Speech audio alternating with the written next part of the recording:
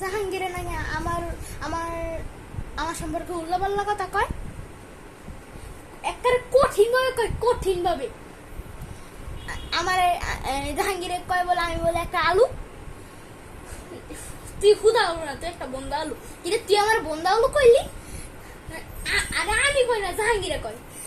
জাহাঙ্গীর আমার বন্ধা আলু কয়, একবারে কঠিন ভাবে কয়। তুই জাহাঙ্গীর একটা ডাক দে। ডাক দিতাম, হ্যাঁ একটা ডাক দে। জাহাঙ্গীর কেমনে ডাক দিলে কেউ শুনবো? তা কেমনে ডাক দিতাম? তা একটা ফোন দে। ও